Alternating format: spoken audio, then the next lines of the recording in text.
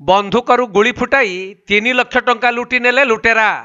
बालेश्वर जिला सोर अनंतपुर रास्ता पाणीसिमिलिया ठारे घटिछि एही घटना, जहाँकि विष्णुमोहन पेट्रोल पंपर मालिक शरद साहू पेट्रोल पंप बंद करी गत राति 11टा समय बेलपुर स्थित निज घर को फेरुवा बेले 2टी बाइक रे 5 जन युवक आसी तांको अटकाई आउ गोटे राउंड गुली चालना करी शरद साहू निकट में 3 लाख टंका लुटि फेरार हो जाइथिले।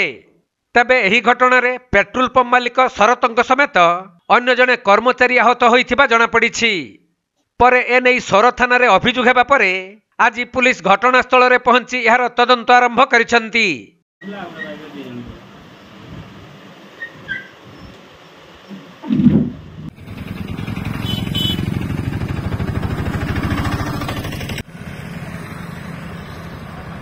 बालेश्वर जिला सोररू सुमंत दास रिपोर्ट, कोणार्क लाइव।